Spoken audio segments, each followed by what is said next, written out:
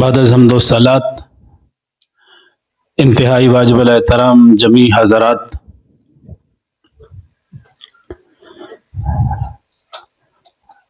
اللہ رب ذوالجلال کے فضل اور اس کے کرم سے آج کے اس جمعۃ المبارک میں مجھے اور آپ کو اللہ رب ذوالجلال کے حضور حاضری کا شرف نصیب ہو رہا ہے۔ اللہ رب ذوالجلال میری بھی اور آپ کی بھی حاضری کو اپنی بارگاہ میں شرف قبولیت نصیب فرمائے۔ سامعین گرامی، جو سلسلہ اصلاحی موضوعات کا اصلاح معاشرہ کے حوالے سے پچھلے چند جمعوں سے اپنی علمی حیثیت کے مطابق اور اپنے علمی ذہن کے مطابق جتنا ہو سکتا تھا یا ہو سکتا ہے، یا اللہ رب ذوالجلال آگے توفیق دے انشاءاللہ جتنا ہوگا، اس حوالے سے چند معروضات آپ کے سامنے انشاءاللہ ہر جمعے کو پیش کی جائیں گی۔ میرا رب ذوالجلال میری بھی اور آپ کی بھی حاضری کو اپنے بارگاہ میں شرف قبولیت نصیب فرمائے۔ اللہ تعالیٰ ارشاد فرماتا ہے وَإِن تَعُدُّوا نِعْمَةَ اللَّهِ لَا تُحْصُوهَا۔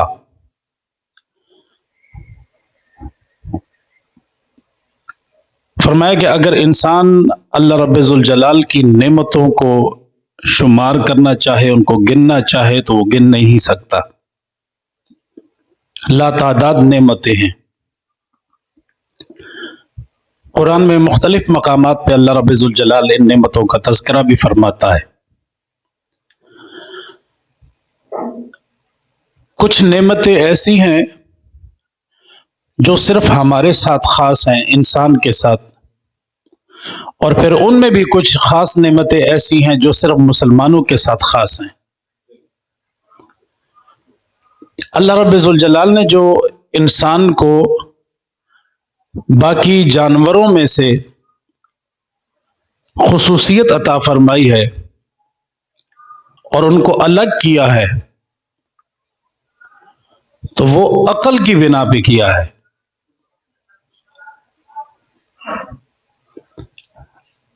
ہر انسان کی عقل اللہ رب ذوالجلال نے، چاہے وہ کافر ہے چاہے مسلمان ہے، اس کو اللہ رب ذوالجلال نے عقل اور سوچ ضرور عطا فرمائی ہے، اور یہی چیز ہے جو ہمیں باقی جانوروں سے الگ کرتی ہے۔ مثال کے طور پہ انسان چلتا ہے، دو قدموں پہ چلتا ہے، انسان ہاتھ سے پکڑتا ہے۔ اللہ رب ذوالجلال کی کچھ مخلوقات ایسی بھی ہیں جو انسان سے زیادہ مضبوط پکڑ رکھتی ہیں۔ شیر کے پنجے میں کوئی جانور آ جاتا ہے، چاہے کتنا مضبوط کیوں نہ ہو، شیر اس کو جکڑ لیتا ہے۔ یہ اس کی مضبوطی ہے، یہ اس کی خصوصیت ہے۔ انسان دیکھتا ہے، دیکھنے میں باقی جانور بھی دیکھتے ہیں، لیکن کچھ جانور ایسے ہیں جن کی خصوصیت یہ ہے کہ وہ انسان سے زیادہ تیز نظر رکھتے ہیں، جیسے کہ بلی ہے۔ ہم روشنی میں دیکھ سکتے ہیں، لیکن بلی وہ اندھیرے میں بھی دیکھ سکتی ہے۔ انسان کو اللہ رب ذوالجلال نے جو خصوصیت عطا فرمائی ہے، سننے کی طاقت اللہ تعالیٰ نے انسان کو دی ہے۔ کچھ جانور ایسے ہیں کہ جن کی یہ حس بہت زیادہ ہے۔ مثال کے طور پہ کہتے ہیں پرانے دوروں میں جب ڈاکو ڈاکہ ڈالتے تھے تو آپ نے کبھی دیکھا ہوگا، پتہ نہیں آپ نے وہ ان کا مشاہدہ کیا یا نہیں، لیکن جو جانور رکھتے ہیں ان کو پتہ ہے کہ جانور کسی بھی جانور، یعنی کہ کتے کے بھی ہوتا ہے اور گائے بھینس کا بھی ہوتا ہے، بکری کے بھی ہوتا ہے، اس کی پیٹھ پہ ایک چھوٹا سا کیڑا ہوتا ہے۔ اب اس کے اندر اللہ رب ذوالجلال نے خصوصیت کیا رکھی ہے کہ وہ اس کو اگر وہاں سے اتار دیا جائے اور پھر اس کو چھوڑا جائے، قریب جانور کوئی نہ ہو، وہ کہیں سے بھی جانور گزر رہا ہے نا، اس کی خصوصیت یہ ہے کہ یہ اس کی آواز کو سن لیتا ہے۔ پرانے دور میں ڈاکو اس کو استعمال کرتے تھے کہ بھئی اس کو پکڑ کے نا اس کے ساتھ دھاگا باندھ دیتے ہیں، اس کو چھوڑ دیتے تھے، یہ تھوڑی دیر ٹھہرا رہتا تھا، پھر یہ چل پڑتا تھا۔ جس طرف یہ چلتا تھا نا اس طرف ڈاکو چل پڑتے تھے کہ بھئی یہاں پہ جانور ہے، اور جانور کے ساتھ لازمی بات ہے انسان بھی ہوں گے، اور انسان کے پاس پھر سامان بھی ہوگا، ہم جا کے قافلہ لوٹ لیں گے۔ یہ خصوصیت ہے، ہر جانور کو اللہ رب الجلال نے خصوصیت دی ہے، لیکن اللہ تعالیٰ نے انسان کو تمام جانوروں کی سرداری کیسے عطا فرمائی کہ انسان کو اللہ رب الجلال نے عقل عطا فرمائی ہے۔ یہ کسی اور جانور کے پاس نہیں ہے۔ اگر کسی اور جانور کے پاس یہ عقل ہوتی تو شاید بھینس سے دودھ نکالنا بھی مشکل ہو جاتا۔ بھینس کہتی بھئی یہ تو میرے بچے کے لیے ہے، تم کہاں؟ اور جہاں پہ عقل ہوتی ہے وہاں پہ بحث لازمی ہوتی ہے، وہاں پہ مناظرہ ہوتا ہے۔ عقل ہوتی تو شاید ساڑھے مدرسے تے سکول کالج کھوتے نال بھرے ہوندے کہ بھئی اگر انسان پڑھ سکتا ہے تو اسی بھی تو پڑھ سکتے ہیں، ساڑھے کول بھی تو عقل ہے۔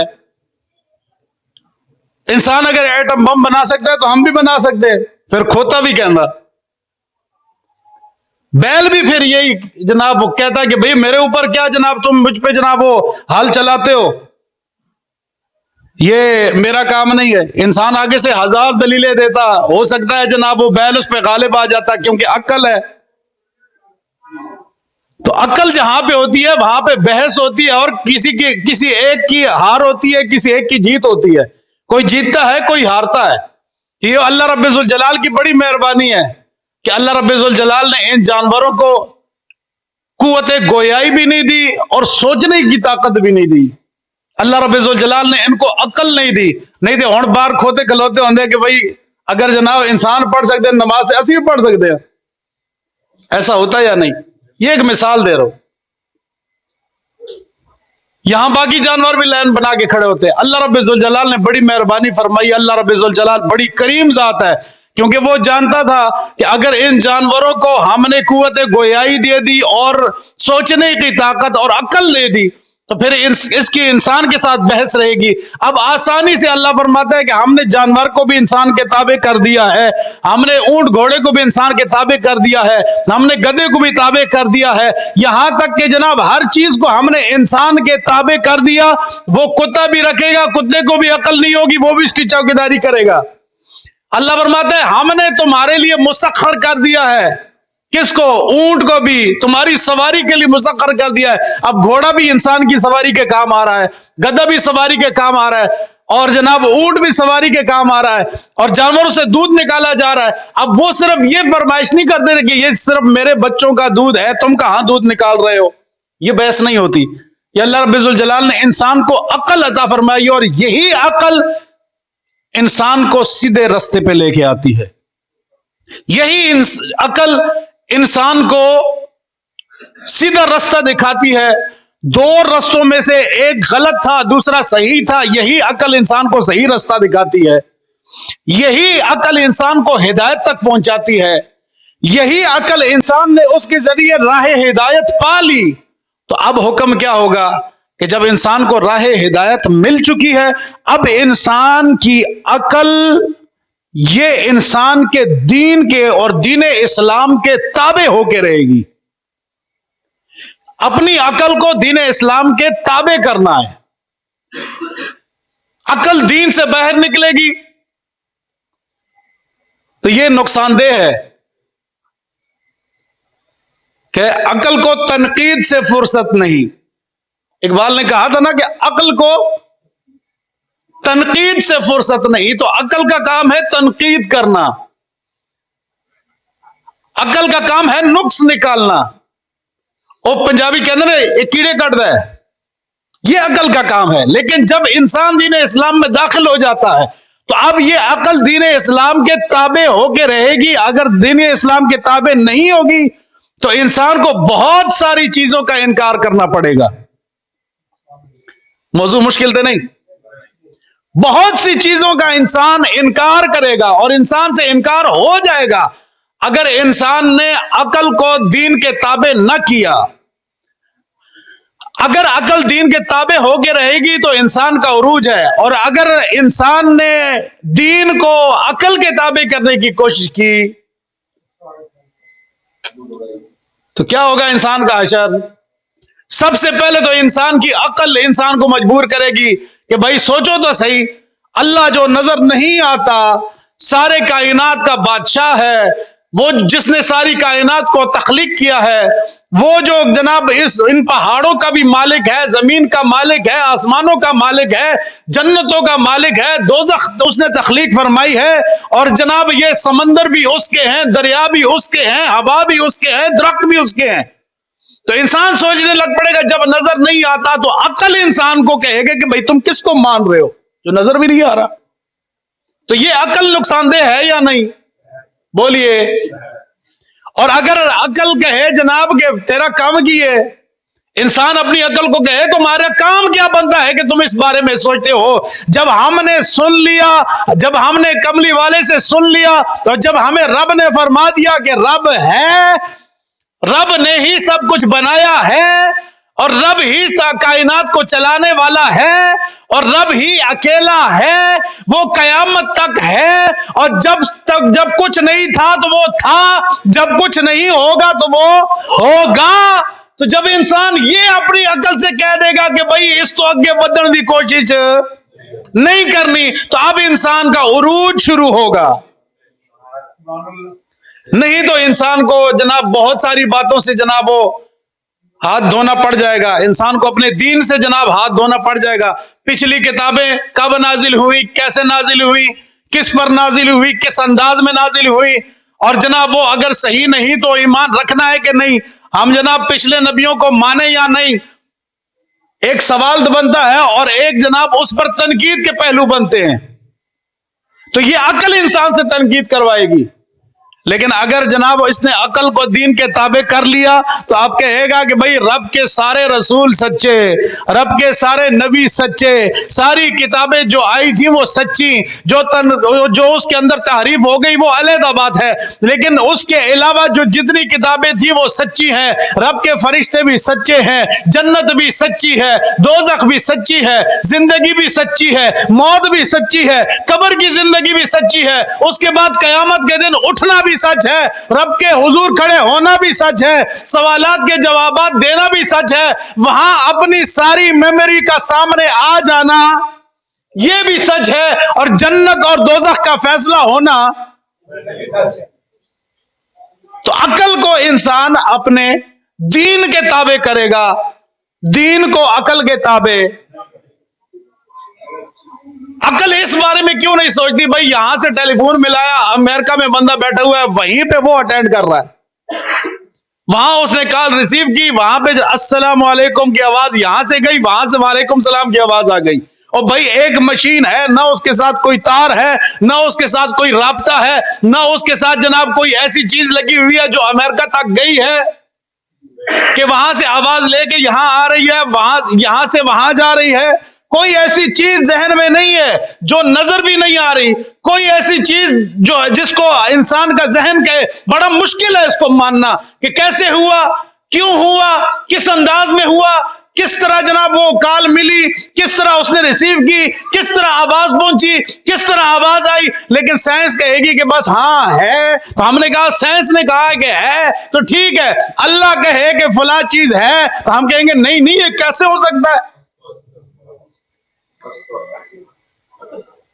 بھئی بچے کی تخلیق ہے پیٹ کے اندر، یہاں بچہ پانی کی ٹینکی کے اندر گر جائے، بچے کے کان بھی پانی سے بھر جائے، بچے کے منہ بھی پانی سے بھر جائے، بچے کا پیٹ بھی پانی سے بھر جائے، بچے کا ناک بھی پانی سے بھر جائے، بچہ فوت ہو جائے، لیکن پیٹ کے اندر بچہ پانی کے اندر پڑا ہے، نہ کان میں پانی جا رہا ہے، نہ ناک میں جا رہا ہے، نہ پیٹ میں جا رہا ہے، کچھ بھی نہیں ہو رہا۔ یہ کیسے ہو رہا ہے؟ کس انداز میں ہو رہا ہے؟ کیسے بچے کا سر تعمیر ہوا؟ پیٹ کے اندر ہوا۔ کیسے بچے کا جناب دھڑ تعمیر ہوا؟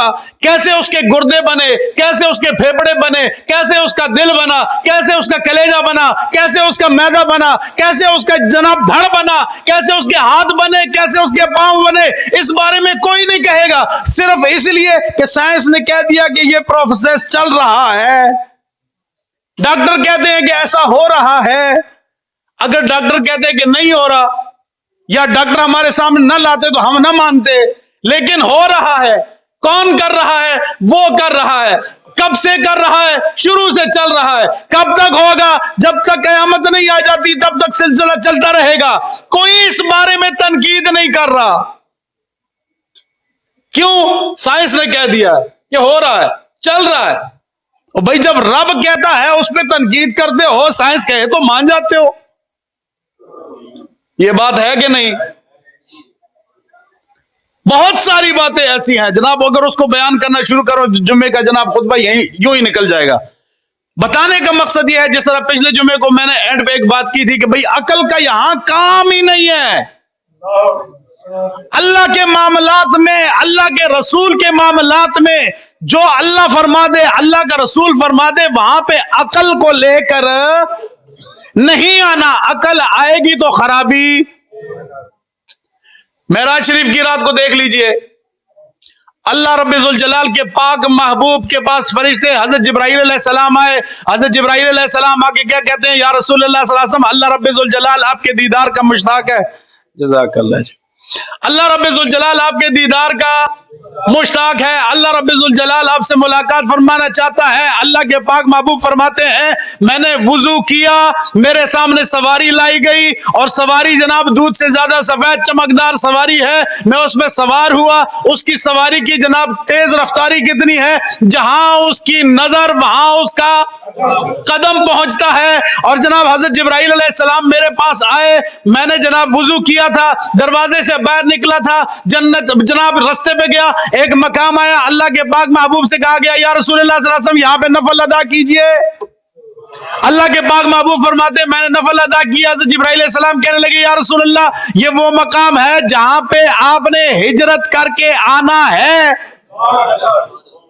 अल्लाह के पाक महबूब फरमाते हैं फिर हमने सफर जारी रखा, फिर एक मकाम आया, वहां पे हजरत मूसा अलैहिस्सलाम ने जहां रब्बुल जलाल से कलाम किया था, कोहे तूर है, ये वो मकाम है। या रसूलुल्लाह यहाँ पे भी नफल पढ़िए। अल्लाह के पाक महबूब ने नफल अदा किए। फिर अल्लाह के पाक महबूब ने फरमाते हैं कि मैं गुजर रहा था, मैंने देखा मूसा अलैहिस्सलाम कब्र में खड़े होकर नमाज अदा कर रहे, कब्र में खड़े होकर नमाज अदा कर रहे हैं। फरमाते हैं कि मैं वहां पहुंचा, कहां? मस्जिद अक्सा, मस्जिद अक्सा, मस्जिद अक्सा पहुंचा, वहां पे देखा मूसा अलैहिस्सलाम पहली सफ में हाथ बांधे खड़े हैं। अकल कहेगी कैसे हुआ, किस तरह हुआ, कौन लेके गया, लेकिन रब फरमाता है सुभान अल्लाजी। ताज्जुब नहीं करना, सोचना नहीं इस बारे में, दिमाग में कोई गलत ख्याल ना लेके आना कि कैसे हुआ, किस तरह हुआ, इस बारे में मत सोचना। क्यों? वो पाक है हर कमजोरी से, हर नुक्स से, हर ऐब से, वो पाक है। उसने रातों रात अपने पाक बंदे को सैर कराई, कहा? मस्जिद हराम से मस्जिद अक्सा तक।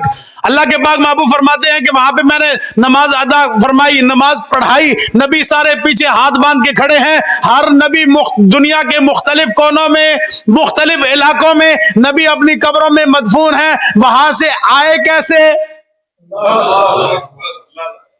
अल्लाह के पाक महबूब फरमाते हैं फिर उसके बाद हम आसमानों की तरफ गए।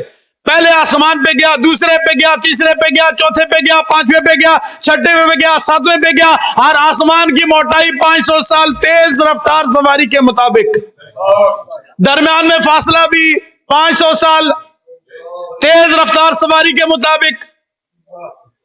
जन्नतें देखी, दोज़ख देखी, रब्बुल जलाल से मुलाकात की, वापस आया। वक्त कितना लगा कि जिस दरवाजे से निकला था कुंडी भी हिल रही थी, वुजू किया था, जिस्म पर पानी भी जारी था, और जिस बिस्तर से निकल रहा था अभी तक गर्म था।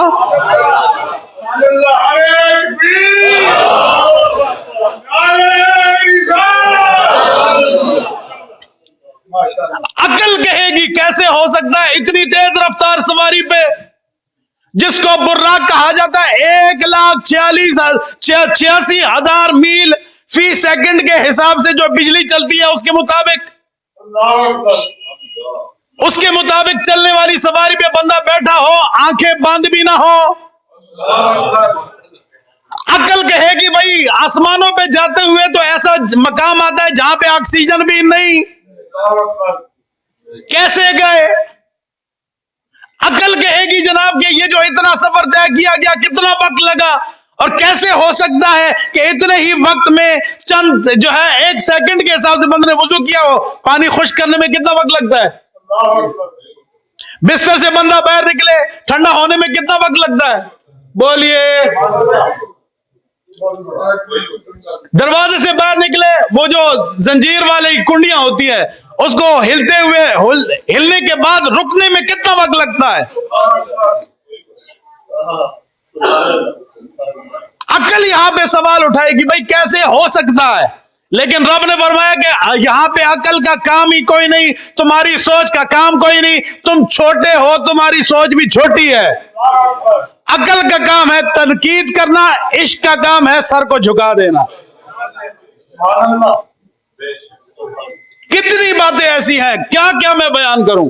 اللہ کے پاک محبوب کے سامنے جناب وہ 1400 صحابہ ہیں، یا رسول اللہ صلی اللہ علیہ وسلم پانی ختم ہو گیا، یا رسول اللہ پانی ختم ہو گیا، کتنا پانی باقی ہے؟ یا رسول اللہ اتنا ہی جتنا آپ نے وضو فرمایا تھا اور باقی تھوڑا سا پانی بچا تھا، یا رسول اللہ وہی پانی ہے۔ اللہ کے پاک محبوب نے ارشاد فرمایا اچھا اتنا ہی پانی ہے، چلو آ جاؤ لائن بناؤ، وضو بھی کرو، اپنے مشکیزیں بھی بھرو، کتنا پانی ہے؟ یا رسول اللہ جو آپ کے لوٹے میں تھوڑا سا بچا ہے وہی ہے۔ اللہ کے پاک محبوب نے اپنی انگلیوں کو اس لوٹے کے اندر ڈالا، اب اس لوٹے کو تھوڑا سا نیچے کیا، فرمایا آتے جاؤ، پیتے بھی جاؤ، وضو بھی کرتے جاؤ، جانوروں کو بھی پلاتے جاؤ، مشکیزیں بھی بھرتے جاؤ۔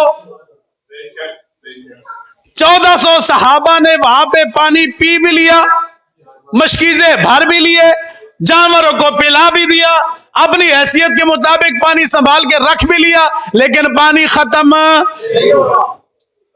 اب عقل کہے گی کیسے ہو سکتا ہے کہ انگلیوں سے پانی نکلے؟ رب فرماتا ہے کہ یہ تمہاری سوچ ہے، چھوٹیاں دی سوچ چھوٹی ہوندی ہے، کام ہمارا ہے۔ پاک محبوب کی انگلیوں سے پانی نکالنا بھی ہمارا کام ہے، اور اس کو جناب وہ اس سے جناب 1400 صحابہ، کیا صحابہ سے پوچھا گیا کتنے تھے اس دن؟ انہوں نے کہا جی لکھ بھی ہوندے تے پانی کافی سی۔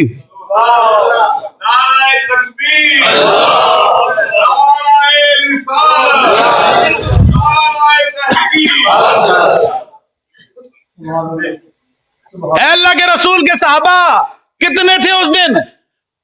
جواب یہ تھا کہ 1400 تھا، یہ جواب تھا۔ تعداد بتانا، گنتی بتانا، یہ ان کا کام تھا۔ کتنے تھے؟ جی 1400 تھے۔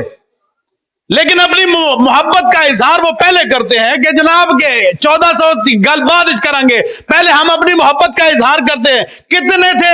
وہ کہتے ہیں جی لاکھ بھی ہوتے تو پانی کافی تھا، لاکھ بھی ہوتے تو پانی کافی تھا، لیکن ہم صرف 1400 تھے۔ پانی تھا کتنا؟ شروع کہاں سے ہوا تھا؟ ایک لوٹے میں بچا ہوا پانی، اور وہ پھیل کتنا رہا ہے؟ 1400 پی بھی رہے ہیں، مشکیزیں بھر بھی رہے ہیں، وضو کر بھی رہے ہیں، جانوروں کو پلا بھی رہے ہیں۔ یہ سب پورا کرنے والا کون؟ اللہ فرماتا ہے ہم ہیں۔ اور یہاں پہ اگر عقل کو دوڑاؤ گے تو اپنے ایمان سے خارج ہو جاؤ گے۔ اپنی سوچ کو جناب تھوڑا سا وسیع کرو، کرنے والا وہ ہاتھ محبوب کا، معجزہ ظاہر کرنے والا پاک محبوب، اور رب ذوالجلال طاقت دینے والا ہے۔ اچھا ایک دم کہا جائے گا بھائی فلاں ہمارے عقل نہیں مانتی۔ بھائی آپ نے اکثر جناب یہ سوشل میڈیا پہ کوئی بات ہوتی ہے جناب کسی ولی کی کرامت بیان کرو، عقل نہیں مانتی، تو ہم یہی تو کہہ رہے ہیں، اقبال نے یہی تو کہا تھا نا، عقل کو تنقید سے فرصت نہیں۔ عقل کا کام ہی تنقید کرنا ہے، اس نے تنقید کرنا ہے، فوراً کہیں کہ جناب کہ یہ ولی کی کرامت ہے، یہ ایک نیا فرقہ بن چکا ہے۔ اور بھائی مجھے یہ بتائیے، حضرت سلیمان علیہ السلام کا امتی آنکھ جھپکنے کی دیر میں دور سے تخت لے کے ملکہ بلقیس کا حضرت سلیمان علیہ السلام کی خدمت میں پیش کر رہا ہے کہ نہیں؟ بولیے. جن کہنے لگا جی میں کتنی دیر میں لے کے آؤں گا؟ جب تک آپ کی مجلس خارج نہیں ہو جاتی، مجلس ختم نہیں ہو جاتی، اتنی دیر میں لے آؤں گا. آپ نے فرمایا نہیں مجھے اس سے پہلے چاہیے. حضور جن لے کے آ رہے ہیں تو تسی پھر کیوں منع کر رہے ہو؟ آپ نے فرمایا کہ تسی چپ کرو، تانوں پتہ ہی نہیں، مینوں پتہ ہے اس تو پہلے بھی آ سکتا ہے. اے اللہ کے نبی آپ خود کیوں نہیں لے کے آتے؟ اچھا ایک سوال یہاں پہ اور بھی کریں گے کہ جناب صحابہ کے پاس اگر کرامات تھی تو صحابہ نے کرامات دکھائی کیوں نہیں؟ نبی اکرم صلی اللہ علیہ وسلم کے دور میں کیوں نہیں دکھائی؟ یہ اعتراض فوراً کریں گے بھئی نبی کے دور میں کیوں نہیں دکھائی؟ میں نے یہ دسو سورج چمک رہے ہوئے ستارے نظر آندے؟ ستارے ہیں یا نہیں؟ نظر کیوں نہیں آ رہے؟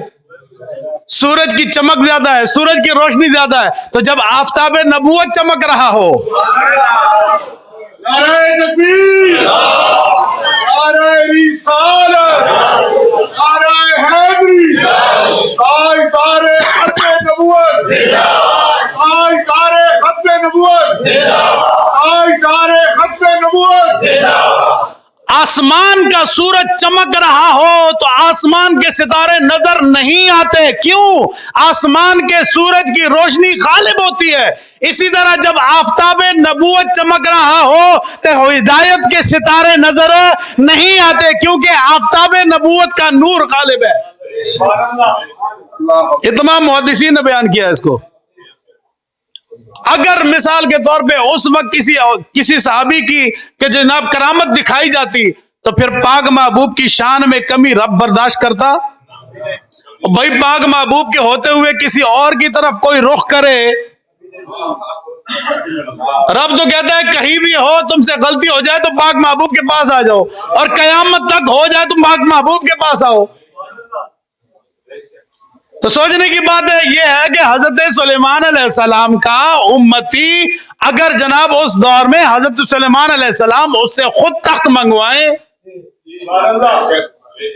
خود تخت منگوائیں، خود لا سکتے تھے لیکن ان سے منگوائیں، نہیں سمجھ آئی؟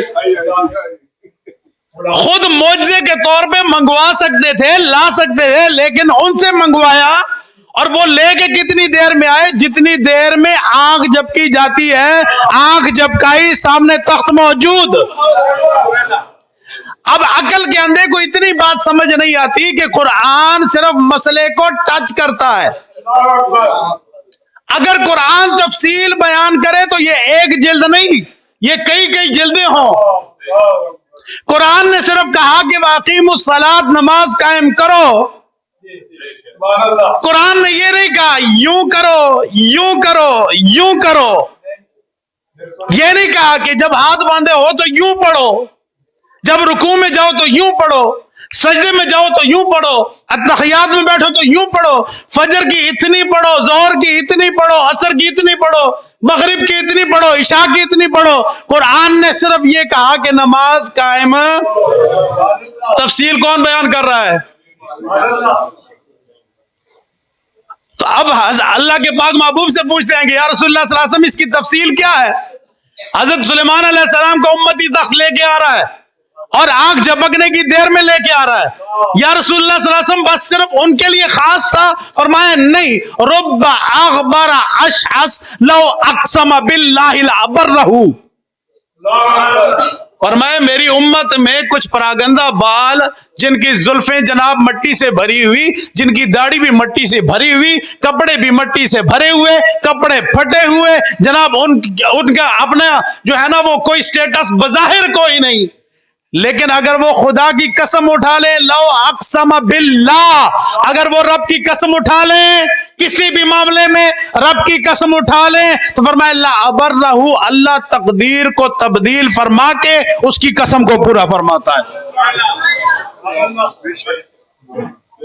اب اللہ کے پاک محبوب سے مختلف مقامات پہ حدیث ہیں، کہیں گے جی وہ تو سلیمان علیہ السلام کا امتی کا واقعہ تھا. کہ اتنا نہیں سوچتا کہ اللہ کے قرآن کا بیان کرنے کا مقصد کیا تھا کہ اگر سلیمان علیہ السلام کا امتی اتنی بڑی کرامت رکھتا ہے تو امام الانبیاء کا امتی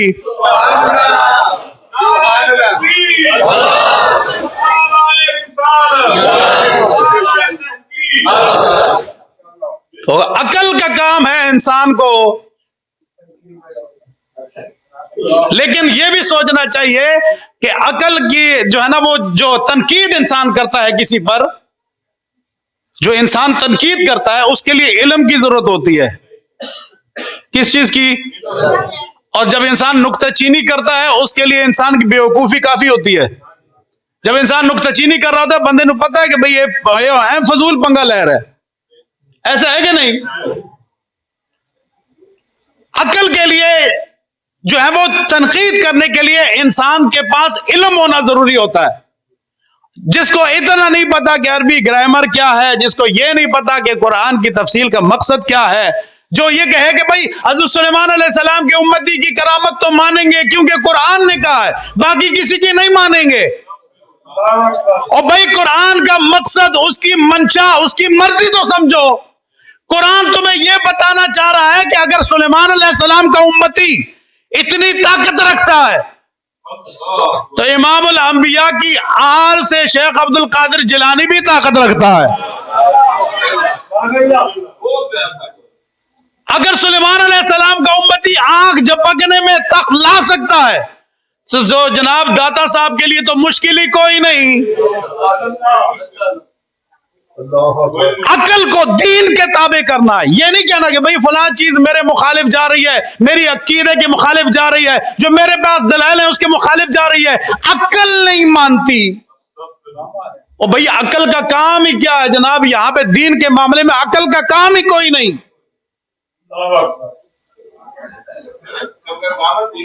جی عقل دین کے تابع ہے، عقل دین کے تابع ہے، دین عقل کے تابع نہیں ہے. دین عقل کے تابع. سوال پیدا ہوگا تو بھائی حضرت جبرائیل علیہ السلام قرآن پاک لے کے آتے تھے، اللہ کے پاک محبوب کی خدمت میں آتے تھے. اللہ کے پاک محبوب نے ایک مرتبہ پوچھا ہے جبرائیل جب تم میرے پاس آتے ہو رب ذوالجلال سے کلام کی آیات لے کر میرے پاس پہنچتے ہو تو جناب وہ لا مکان سے یہاں تک پہنچنے میں، اس مقام سے یہاں جب قرآن کی آیات لیتے ہو میرے پاس آتے ہو تو کتنا وقت لگتا ہے؟ بیچ میں جناب 7 آسمان ہے جن کی چوڑائی 500 سال کی مسافت ہے، پھر ہر آسمان کے درمیان جو فاصلہ ہے وہ 500 سال کی مسافت ہے، پھر یہاں پہنچنے میں 500 سال کی مسافت ہے. کتنا وقت لیتے ہو؟ کتنے وقت میں میرے پاس پہنچتے ہو؟ یا رسول اللہ صلی اللہ علیہ وسلم آنکھ جھپکنے کی دیر میں. اب سوال پیدا ہوگا، عقل کہے گی یہ کیسے ہو سکتا ہے؟ اس طرح تم نے قرآن کی آیات کا بھی انکار کر دیا، رب ذوالجلال کا بھی انکار ہو گیا، فرشتوں کا بھی انکار ہو گیا، جنت دوزخ کا بھی انکار ہو گیا. کیوں؟ صرف ایک عقل کی، عقل کی وجہ سے، عقل کے سوالات کی وجہ سے، عقل کے کہنے پر دین میں جناب نکتہ چینی کرنے کی وجہ سے.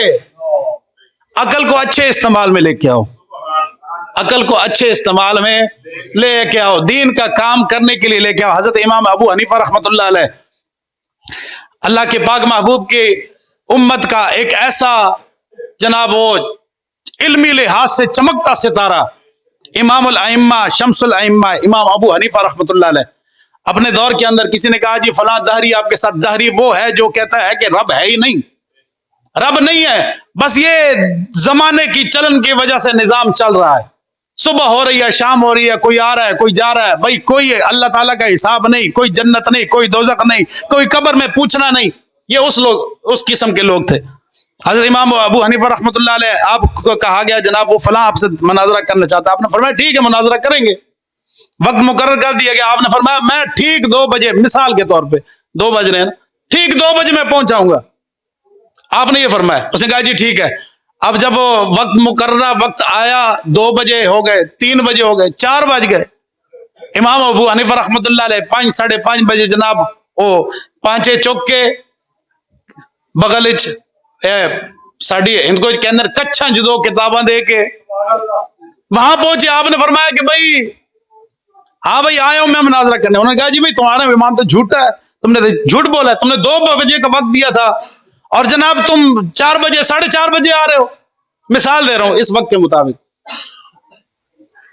4 साढ़े 4 बजे आ रहे हो, जो वक्त तुमने दिया था उसमें पहुंचे नहीं, तुमने पहले ही झूठ कर दिया। आपने फरमाया नहीं नहीं, असल में ऐसा नहीं हुआ था, हुआ ऐसा था कि मैं जब दरिया के किनारे पे आया तो जो सीधा रास्ता था वो रास्ता बंद था, वो मुझे मालूम नहीं था, या मैं रास्ता भूल गया था, और जो मैंने आना था दरिया की तरफ से, समंदर की तरफ से, वहां पे पहुंचा तो कश्ती नहीं थी। अब मैंने देखा जनाब कि मैं तो बड़ा परेशान हो गया, वक्त मुकर्रर पे पहुंचना भी है। फिर मैंने देखा एक दरख्त खुद ब खुद कटा, खुद ब खुद उसके फट्टे बने, खुद ब खुद जनाब उसके अंदर कीलें लगी, खुद ब खुद वो समंदर के अंदर आया। मैं उसके अंदर बैठा था, कोई मल्ला भी नहीं चलाने वाला। वो जनाब कश्ती खुद ब खुद मुझे इस रास्ते पे लेके आई है, यहां उसने पहुंचाया है। उसने कहा देखो जी झूठ बोल रहा है, झूठ बोल रहा है। अब ये जो है ना, इसको कहते हैं, ये झूठ नहीं होता, ये अगले को जो है ना इल्जामी जवाब होता है, अगले की अकल को जनाब वो अकली जवाब इसको कहते हैं, उसके अकल के मुताबिक उसको जवाब देना, और ये शरीयत के अंदर जायज है, इसको तौरिया कहा जाता है। आपने फरमाया कि वो कहने लगा जनाब कि ये झूठा है, झूठ बोल रहा है। कैसे? उसने कहा फट्टा दरख्त कट कैसे सकता है खुद ब खुद, आरी नजर नहीं आ रही, दरख्त कटा जा रहा है, फट्टे जनाब कटे जा रहे हैं, आरी नजर नहीं आ रही, और जनाब कीले खुद ब खुद लगी, कोई मिस्त्री नहीं जनाब कीले लगाने वाला, और फिर कश्ती खुद ब खुद समंदर में आई, और फिर खुद ब खुद समंदर में तैरती हुई आ गई, ये कैसे हो सकता है? आपने फरमाया मेरा तेरा मुनाजरा खत्म। हमारा मुनाजरा इस बात पे था कि कायनात को चलाने वाला रब्बे जुल जलाल है, और वो अकेला है, वही चला रहा है। उसने कहा जी कैसे? आपने फरमाया अगर दरख्त खुद ब खुद कटा जा सकता नहीं, उसको काटने के लिए किसी की जरूरत है, फट्टे निकालने के लिए भी किसी चीज की जरूरत है, और काटने वाला भी चाहिए, फट्टे बनाने वाला भी चाहिए, कीले लगाने वाला भी चाहिए, दरिया के अंदर कश्ती को लाने वाला भी चाहिए, कश्ती को चलाकर दूसरी तरफ लेकर जाने वाला भी चाहिए। अगर ये सब कामों के लिए बंदा चाहिए तो फिर सोचने की बात यह है, इतना सा काम खुद ब खुद नहीं हो सकता, तो कायनात का पूरा निजाम खुद ब खुद कैसे चल सकता है? दीन के लिए, मुल्क के लिए, अपनी आवाम के लिए, अपने माशरे के लिए अपनी अकल को इस्तेमाल किया जाए, लेकिन दीन के ताबे हो के किया जाए। दीन को अकल के ताबे, दीन को अकल के ताबे, जो अल्लाह के पाक महबूब ने फरमा दिया खामोशी से सुन लेना, उस पर ईमान ले आना, यही दीन इस्लाम है। तनकीद करने से बंदा दीन इस्लाम से निकल जाता है। क्यों? अकल का काम ही तनकीद करना है, और तनकीद से इंसान दीन इस्लाम से खारिज हो जाता है। अल्लाह रब्बुल जलाल हमें समझने की तौफीक नसीब फरमाए। आखिर